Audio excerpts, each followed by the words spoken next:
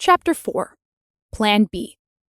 Eden had a suspiciously long nap during the 30-minute drive from Willow Hills to her apartment in Forest Creek, an artsy neighborhood in the east of Rock Castle, jerking awake when the car skidded as they hit a pothole on the road.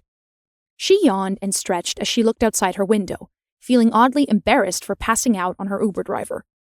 The last thing she remembered was him asking her if the air conditioning in the car was okay. She couldn't decide if she was brave or just plain stupid for falling asleep in the back of a stranger's car, especially when she was dressed in nothing but a man's shirt and her coat. She shifted in her seat and crossed her legs demurely, praying she hadn't inadvertently opened them while she slept. Going commando wasn't as liberating as she thought it would be. She felt vulnerable and, well, naked. Now that she had time to put some distance between her and last night's terrible decisions, she had to figure out the mystery surrounding her missing underwear. It wasn't in her trench, as she expected, and it was most definitely not in Liam's room when she left. Did he hide it from her on purpose?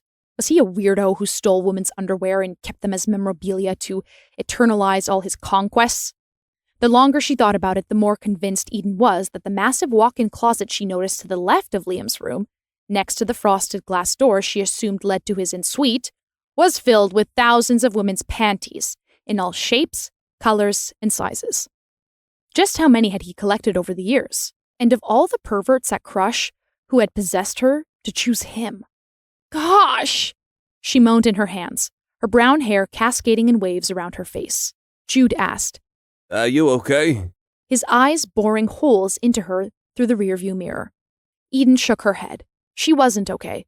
She would never be after last night. We're almost there. Jude checked the ETA on his phone and threw her a reassuring smile, completely misunderstanding the reason for her misery. She wasn't eager to get home. Not with the Spanish Inquisition awaiting her. It was unavoidable, judging from the way the group chat was blowing up, but she would delay it as long as she could. Drop me off at the corner over there, please, she told the driver, pointing at a busy intersection up ahead. He turned in his seat, his face laced with concern. You sure? Yes, she was. She needed carbs, lots of them, and maybe Plan B. She could never go wrong with Plan B. Don't forget to rate me 5 stars. Jude called after her as she slipped out of the Toyota Quest. Did he deserve 5 stars, though? Eden wondered as she crossed the road and made her way to the bakery on the corner of 5th Street and Main Avenue.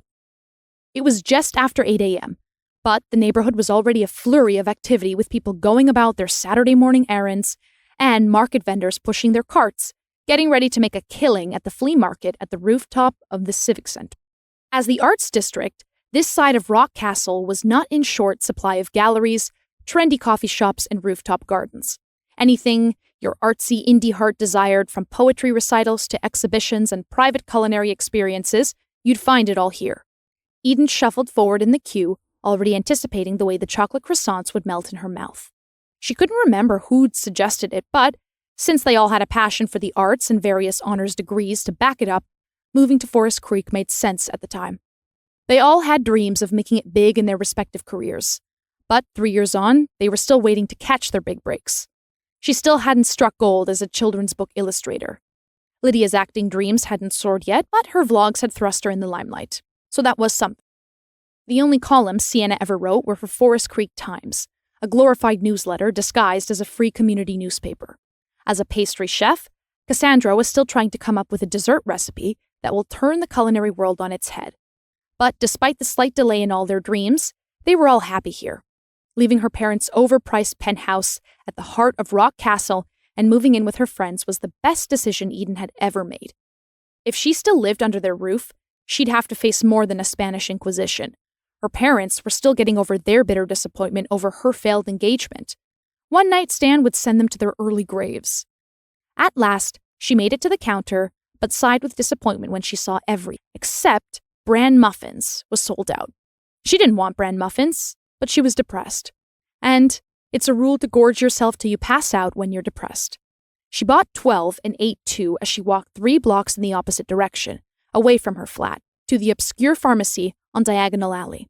The girl behind the counter was nice. She didn't ask too many questions and didn't give her a judgy look as she discreetly handed her an inconspicuous-looking box. Even though they were alone, Drew, that's what the name tag on her coat said, gave her instructions on how to take the pill in hushed tones as if the aging, peeling walls had ears. You have to take it as a single dose within 24 hours for best results, she said earnestly, her moss-green eyes wide with panic for her. Thanks, Eden mumbled as she flashed her check card and Drew rung her up.